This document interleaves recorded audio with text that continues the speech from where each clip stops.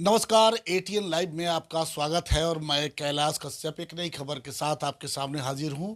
आज हम चर्चा करेंगे देश की आज़ादी में जिन रणबांकुरों ने अपनी कुर्बानी दी और उसके बाद बड़ी मशक्क़त के बाद हमें आज़ादी हासिल हुई है। आज हम चर्चा करेंगे। हालांकि हम अभी सिवान में हैं और सिवान का महाराजगंज और महाराजगंज में एक गांव है, बंगरा गांव। हम वहां पहुंचे हुए हैं और आपको बता दें कि ये बंगरा गांव जो है छोटा सा गांव है। यहाँ पे आज़ादी के समय जब हमारा देश 1947 के पहले की हम बात करेंगे, जब हमारा देश गुलाम था, अंग्रेजी हुकूमत यहाँ कायम थी और उस समय इस गांव से 27 जो नौजवान थे उस समय के, उन्होंने देश की कुर्बानी के लिए बहुत कुछ किया। उन 27 लोगों में से आज एक व्यक्ति जीवित हैं। आज हम उन्हीं से मुलाकात करेंगे और ये जानने का प्रयास करेंगे और ले चलेंगे आपको 1947 के उस दौर में या उसके पहले के दौर में, जब देश की आज़ादी के लिए जो दीवाने होते थे, जो देश के प्रति अपने मन में आस्था रखते थे, जो श्रद्धा रखते थे, वो किस तरह से देश की आज़ादी के लिए अपना सब कुछ न्यौछावर करने के लिए तैयार रहते थे। हाँ, ये बात अलग है कि आज हम सभी उस आज़ादी के मायने भूलते जा रहे हैं, लेकिन फिर भी जश्न आज़ादी का ये समय है और इसमें हम अपने उन पुराने स्वर्णिम दिनों को याद करने के लिए बंगरा गांव पहुंचे हुए हैं। और यहाँ पे हमारे साथ इस गांव के एकमात्र 27 लोगों में से एक व्यक्ति जो स्वतंत्रता सेनानी हैं, वो हमारे वो जीवित हैं, उनके साथ हम बैठे हुए हैं। ये सौभाग्य है हमारा। हम मुंशी बाबू का स्वागत करते हैं। मुंशी बाबू, एक चीज़ बताइए कि आप एकमात्र एक वैसी व्यक्ति हैं जो आज़ादी जो स्वतंत्रता सेनानियों में से एक व्यक्ति जीवित हैं। आज पूरा देश आपसे जानना चाहता है कि किस तरह से लड़ाइयाँ लड़ी आप लोगों ने आज़ादी के लिए। जी, 16 अगस्त 1942 उमा शंकर हाई स्कूल महाराजगंज में मैं 8वीं क्लास में पढ़ रहा था। 5वीं घंटी चल रही थी। इसी बीच एकाएक स्कूल में घंटी बज गई, जिसका मतलब था कि सभी लड़के बोर्डिंग के मैदान में जमा हो जाएं। हम लोग बोर्डिंग के मैदान में जमा हो गए तो गिरीश तिवारी एक कांग्रेसी नेता थे और शंकर नाथ बिडार थी। दो आदमी आए हम लोगों के बीच में और उन लोगों ने कहा कि बम्बई में कांग्रेस वर्किंग कमेटी की बैठक हो रही थी और सभी नेताओं को अंग्रेजों ने गिरफ्तार कर लिया है और गांधी जी भी गिरफ्तार हो गए। तो गांधी जी ने देश के नाम एक संदेश दिया है कि डू और डाई, करो या मरो का नारा कर संदेश दिया है कि आप आज़ादी के लिए काम कीजिए या मर जाइए। बहुत हो गया लड़ाई करते करते और अंग्रेज़ों से कहा कि क्विट इंडिया, भारत छोड़ो, आज शाम तक छोड़ दो या कल सुबह तक छोड़ दो, लेकिन जल्दी छोड़ दो। भारत अपने भाग्य पर अपने आप आगे बढ़ेगा, तुम अपने घर जाओ। ऐसा कह करके दोनों आदमी पता नहीं कहाँ चले गए और बगल में ही महाराजगंज थाना था। वह सारे लड़के महाराजगंज थाना में पहुंच गए और कुछ वर्कर लोग थे, कांग्रेसी वर्कर लोग, तो वो भी थाने में आ गए। रमजान अली दरोगा जी लुंगी पहने हुए बैठे थे। तो लड़कों की तादाद देख करके थाने में लड़के घुस गए थे। तो उन्होंने कहा कि हमको 2 घंटे का टाइम दीजिए, हम लोग सिवान चले जाते हैं और इस थाना को अपने काम में लाइएगा, जलाने से क्या फ़ायदा। लेकिन हम लोग उनकी बात पर विश्वास नहीं करते थे। इसी बीच जहाँ के एक कांग्रेसी नेता थे वो चले आए और आकर उन्होंने कहा कि जब दरोगा जी कहते हैं तो इनको टाइम दीजिए, आप लोग जाइए स्टेशन जलाइए। बस हम लोग स्टेशन गए। स्टेशन जो भीड़ पहुंची तो वहाँ माल गोदाम में बहुत अनाज रखा हुआ था, चावल गेहूँ वगैरह। उसको लोग लूटने में लग गए।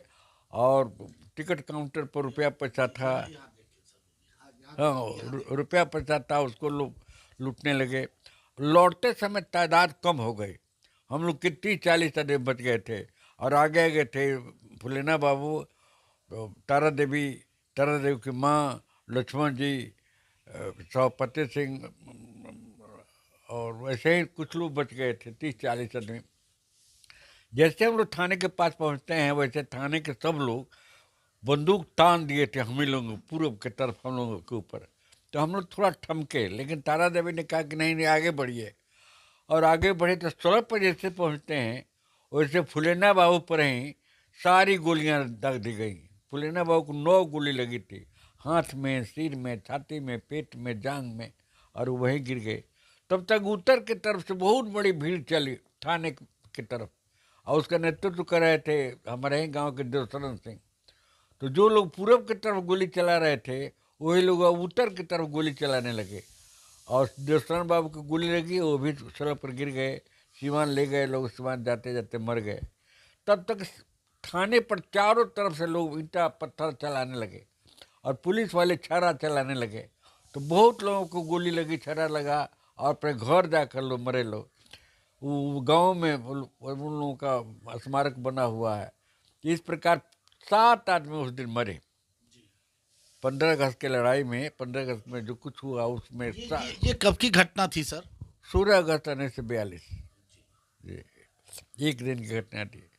उसके दूसरे दिन गणेश डोम और बम बहादुर सिंह घूमते हुए जब थाना के पास आए तो देखे कि थाना में कोई नहीं है, सब लोग थाना छोड़ के भाग गए थे। बस वो किरासन से छिड़ करके थाना में आग लगा दिया, थाना जल कर राख हो गया। और 7 दिन तक महाराज में कोई शासन नहीं था। इसके बाद गोरे आए। गोरे आए तो उन्होंने अत्याचार करना शुरू कर दिया। घर के सड़क के आसपास गोरे गोरे का मतलब कि अंग्रेज? अंग्रेज आए अंग्रेज यहाँ महाराजगंज में अंग्रेज रहते थे क्या? ना, वो आए बाहर से आए, पटना वगैरह कैसे आए। अच्छा। अब चले भी गए, वो महाराज में रुकते नहीं थे, बहुत डरते थे। मकई के खेत वगैरह में नहीं जाते थे, और लोग मकई के खेत में ही छिप जाते थे उनको देख करके। तो महाराज में मकान उकान जलाए, गया जी का मकान था उसको जला दिया। यहाँ आकर के राजनारायण उपाध्याय का मकान जलाया, गोरख सिंह का मकान जलाया, सीताराम सिंह का मकान जलाया, और जला उला करके लोग चले गए। और लोगों को मार पीट करना, जला उला कर चलना। और तारा देवी बैठी अंडरग्राउंड हो गई। तारा देवी की गैना देते एक डॉक्टर थे, ये तारा देवी कहाँ की रहने वाली है? बाल बंगरा के। बाल बंगरा में तारा देवी के पिताजी पोस्ट मास्टर थे, और पचलखी में के थे वही फुलेना बाबू। तो फुलेना बाबू से तारा देवी की शादी हुई थी। तो ये लोग लखनऊ में कांग्रेस, नेहरू परिवार के साथ कांग्रेस में काम करते थे। लेकिन जब आप भी उस समय कांग्रेस में थे? जिना मैं तो पढ़ रहा था ऐसे पढ़ रहे जी। लेकिन तारा देवी और फुलेना बाबू ये सब लोग लखनऊ में कांग्रेसी वर्कर थे। जब तारा देवी के पिताजी मर गए तो उस जायदाद को के रखवाली करने के लिए तड़का में फुलेना बाबू आ गए बाल बंगरा में। मुंशी बाबू, ये हम जानना चाहेंगे कि आपके अंदर देश उस समय गुलाम था, जब आप युवा होंगे तब उस समय देश गुलाम था, और 1942 की आप बात कर रहे हैं, तो ये देशभक्ति का जज्बा आपके अंदर कब जगा, कब लगा कि नहीं हमें भी आगे बढ़ के देश को आज़ाद कराना चाहिए? वो थाना में हम लोग पहुँचे, और फुलेना बाबू तो मर गए, लेकिन तारा देवी मुझको अपने साथ रख लिया। मैं तारा देवी के घर पर रहता था, पर गरीबी के कारण खाना वाना कम मिलता था। तारा देवी फुलेना बाबू मुझको खाना वाना, तारा देवी के साथ रहने से ही मुझ में ये आज़ादी की भावना वगैरह सब लग गई। और तारा देवी ने जो आत्मकथा लिखी है उसमें मेरा जिक्र है। और महामाया बाबू से मेरा बड़ा अच्छा संबंध था। महामाया बाबू जो चीफ मिनिस्टर पटेढ़ी के थे, पटेढ़ी के चीफ मिनिस्टर हुए हैं, उनसे मेरा बहुत अच्छा संबंध था। तो अब ये बताइए कि महाराजगंज राजेंद्र बाबू की कर्म भूमि है। राजेंद्र बाबू तो वकालत करते थे, और काम करते थे महाराजगंज में। बड़े बड़े नेताओं का कार्यक्रम यहाँ होता था। ममाए बाबू सभा वगैरह का इंतजाम कर देते थे और राजेंद्र बाबू बड़े नेताओं को बुलाते थे। यहाँ गांधी जी भी आए हैं, वल्लभ भाई तो पटेल। यही यही हम जानना चाहते हैं आपसे, क्योंकि सीवान बहुत माने शहीदों के लिए जाना जाता है, बहुत बड़ा क्षेत्र है। और यहीं से हमारे देश रत्न डॉक्टर राजेंद्र प्रसाद, जिनकी चर्चा आप कर रहे हैं, गांधी जी भी सीवान आए हुए थे।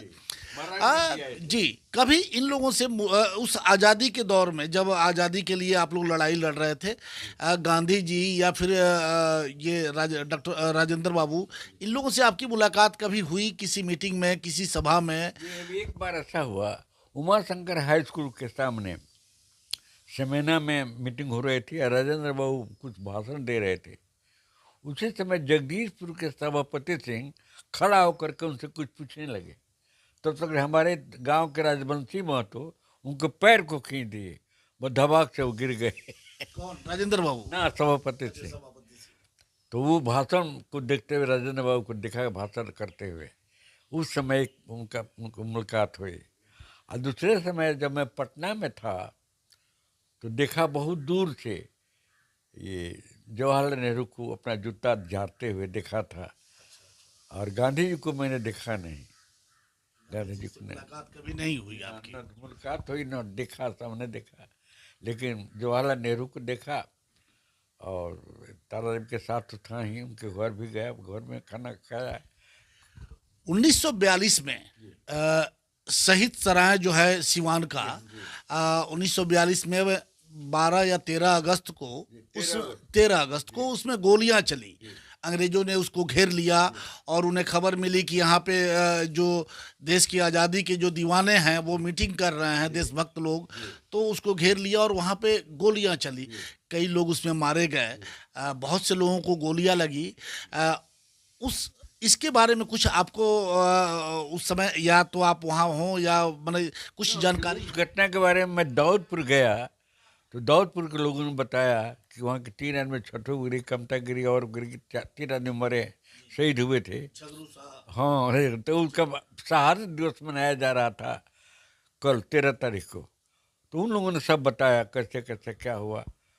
तो शहीद सराय में भी सही मीटिंग हुई और उस मीटिंग में गोली चली और लोग मारे गए, शहीद हुए। अरे सीवान की गाथा तो अजीब है। जो सदाकत आश्रम है वो मजरूर हक साहब की ज़मीन है। मजरूर हक साहब ने राजेंद्र बाबू के कांग्रेस को दान दे दिया, 40 बीघा जमीन दान दिए थे।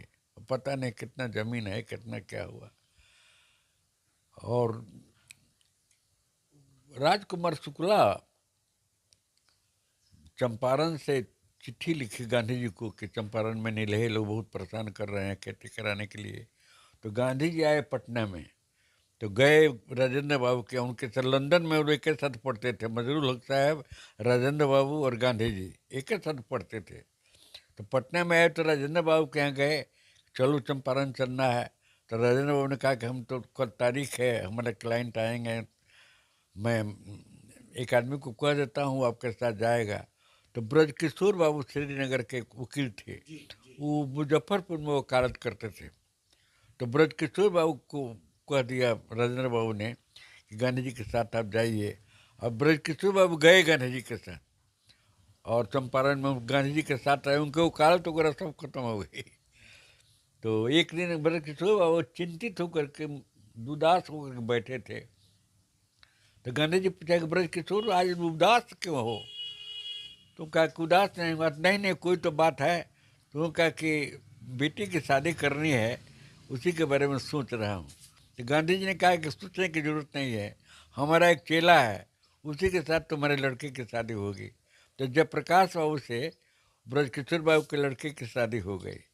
तो सिवान जयप्रकाश बाबू का ससुराल है।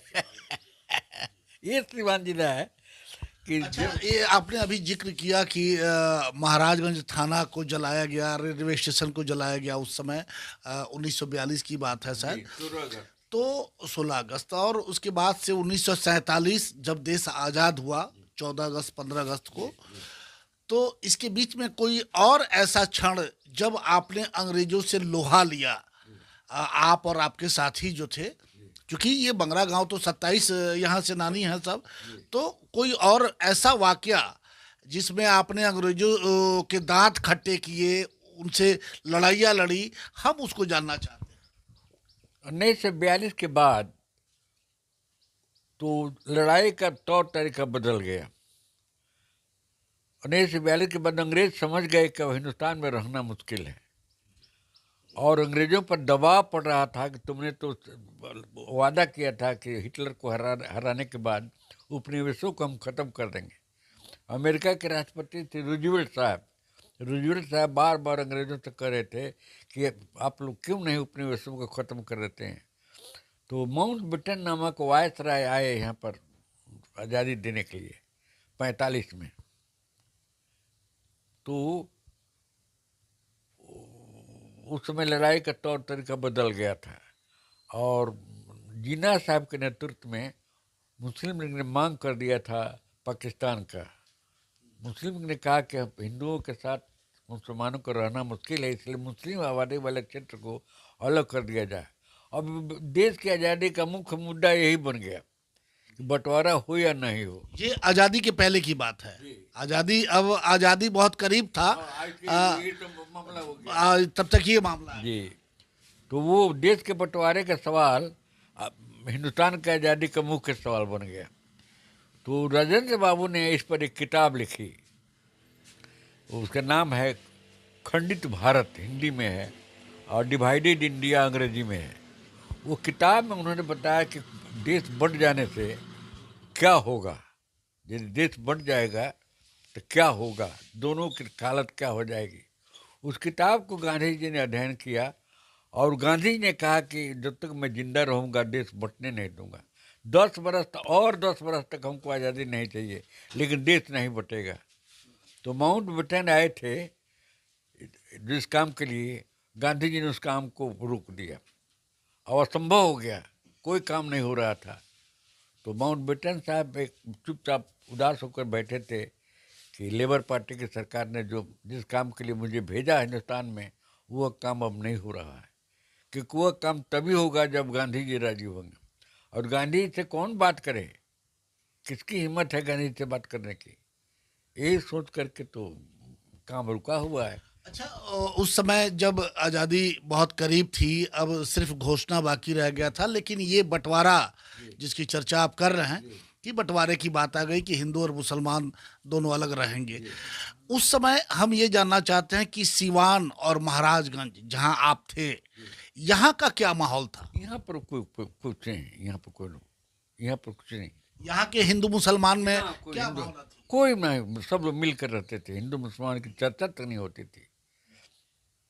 आपको फक्र होगा कि कभी भी हिंदू मुसलमान के बीच में कहीं कोई गड़बड़ी नहीं होती थी, सब लोग प्रेम से रहते थे।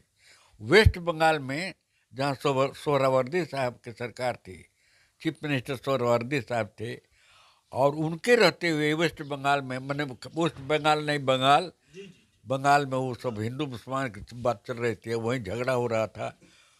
तो जब कहा गया कि नेहरू जी हैं जो गांधी जी से बात कर सकते हैं, गांधी जी को समझा सकते हैं, तो माउंट बेटन के वाइफ ने कहा कि मैं नेहरू जी से बात करती हूँ।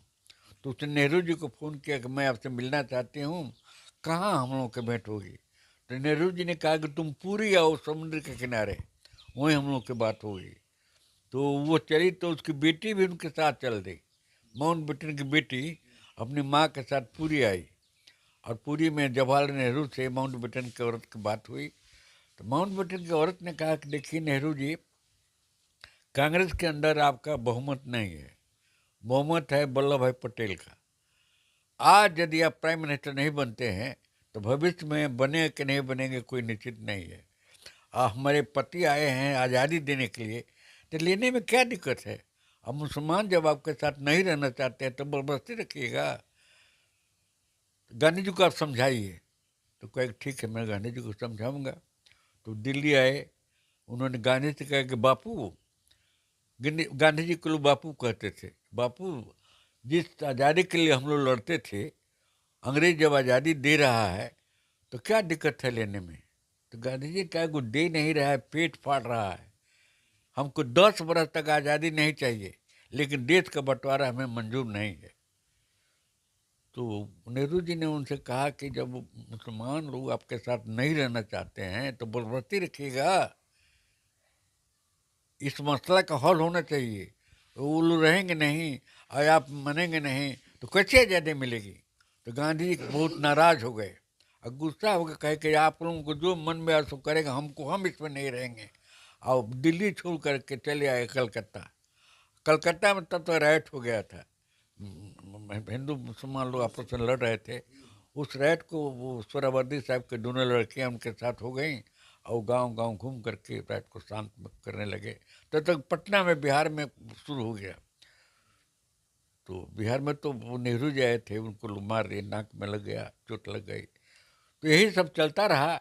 लेकिन अंग्रेज समझ गए कि अब हिंदुस्तान में राज करना मुश्किल है। इतना जोर आंदोलन हुआ 42 में कि वो समझ गए। तो उन्होंने क्रिप्स साहब को भेजा, क्रिप्स मिशन, कि थोड़ा आज़ादी थोड़ा रख दिए, थोड़ा दे दें। तो क्रिप्स मिशन का विरोध हुआ कि वो वापस जाओ। लोग उसकी बातें बातें करना नहीं चाहते थे, बात भी नहीं हुई। तब हुआ अब क्या हो, क्रिप्स मिशन चल गया। तब माउंटबेटन आए और माउंटबेटन साहब होने के बाद, ये सब होने के बाद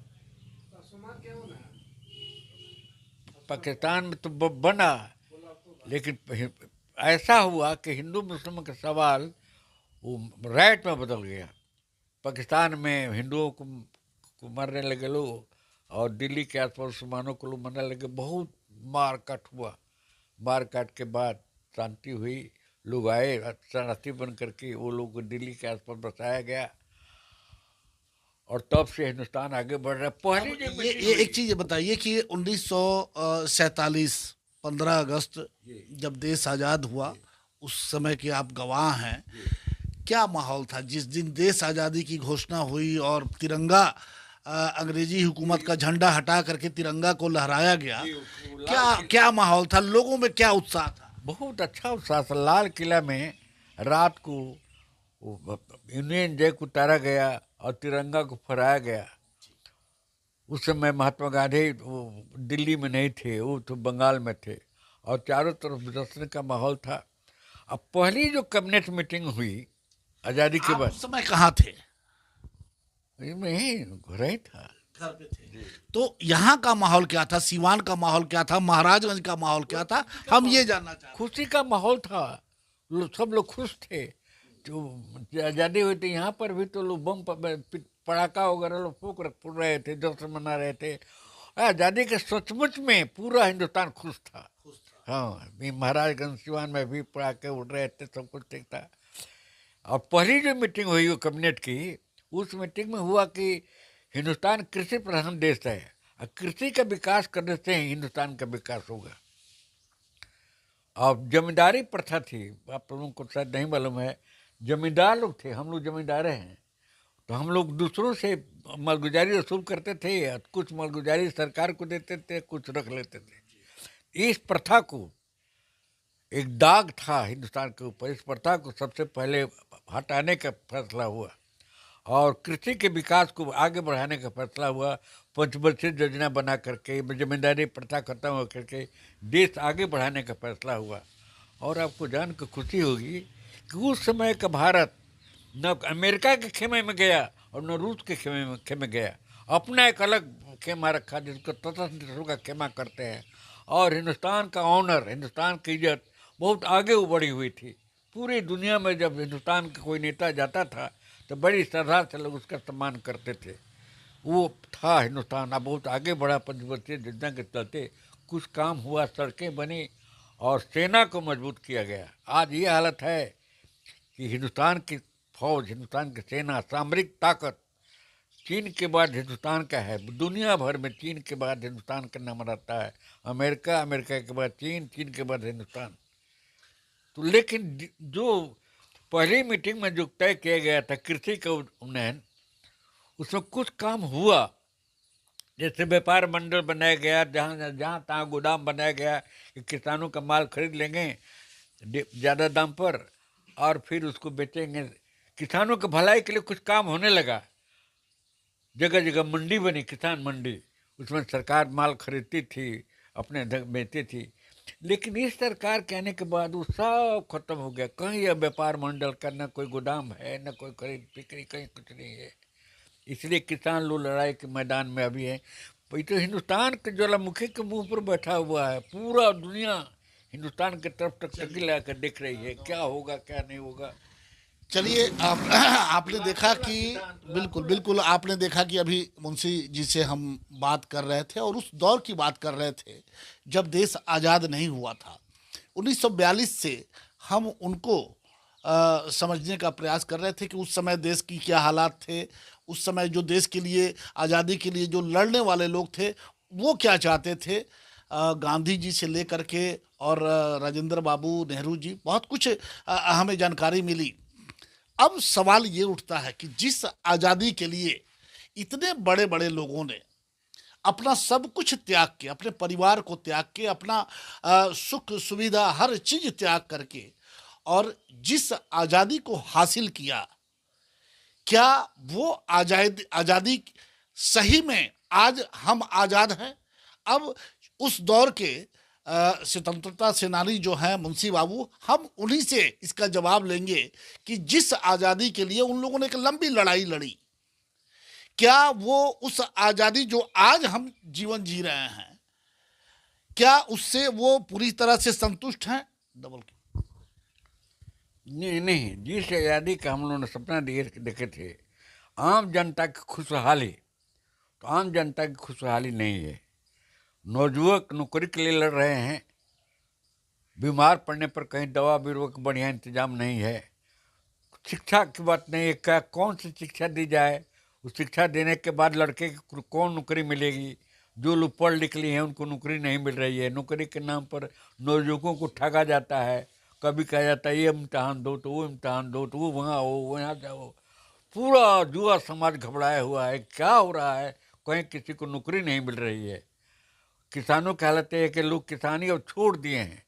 लोग ऐसा समझते हैं कि हम 2 कट्ठा 1 बीघा जमीन बेच दें और हमारा लड़का नौकरी करे, लेकिन किसानी लोग करना पसंद नहीं करते। क्या इसी आज़ादी के लिए आप लोग इतना लड़ाई, इतना त्याग किए, बहुत सारे लोगों ने जान दिया, फुलेना बाबू ने गोलियां खाई, आपने खुद बताया, क्या ऐसा ही आज़ादी हम लोग चाहते थे? लेकिन ऐसी आज़ादी वैसे हम लोग नहीं चाहते। हम लोग चाहते थे कि आज़ादी मिली और जनता खुशहाल हो, जनता का जीवन खुशहाल हो, जो नौजुवक हैं उनको नौकरी मिले, देश का गौरव बढ़े। अब बढ़ रहा था, कुछ काम हो रहा था, लेकिन अब तो सब चौपट है।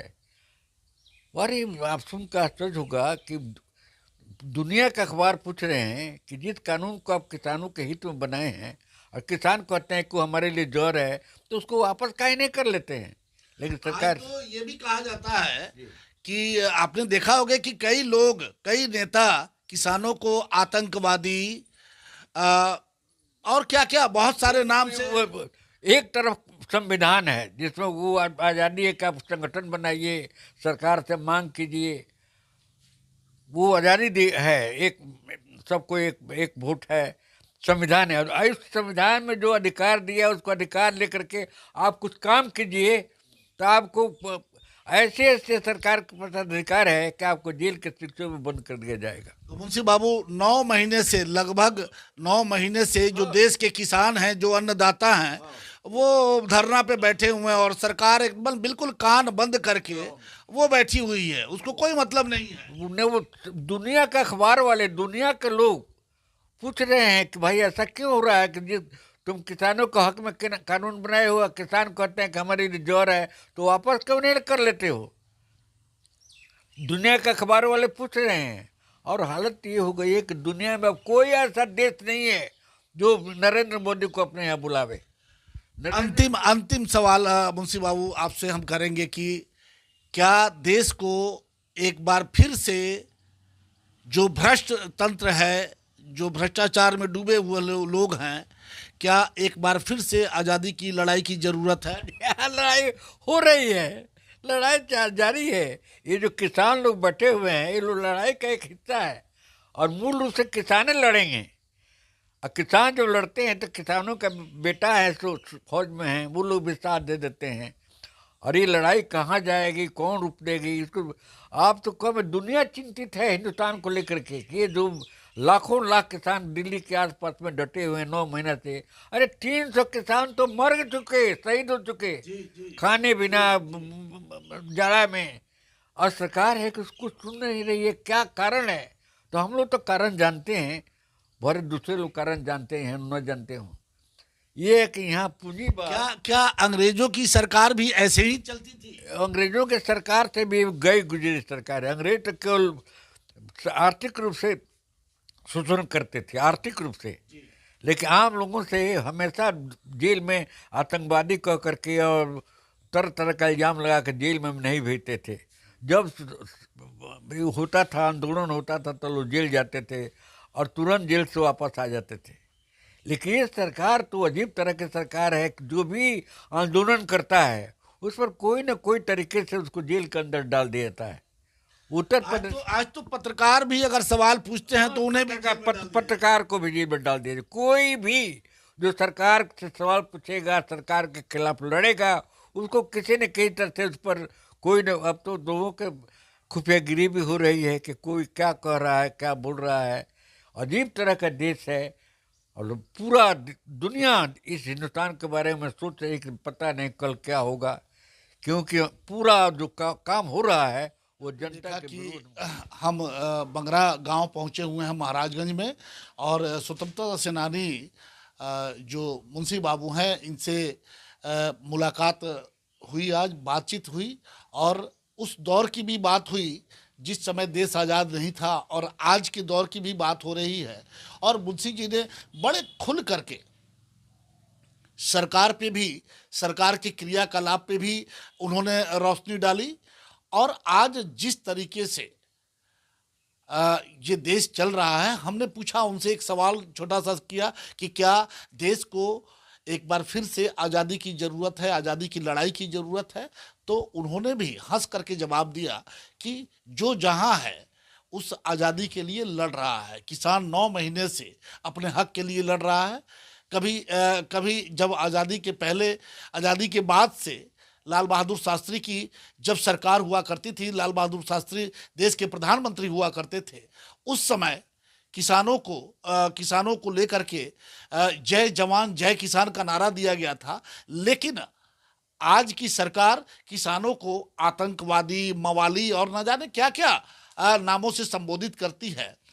तो ये दर्द है मुंशी बाबू के सीने में कि आज किसानों को लोग इस नज़र से देखते हैं, जो सत्ता में बैठे हुए लोग हैं। तो कहीं ना कहीं आज़ादी की लड़ाई आज भी जारी है।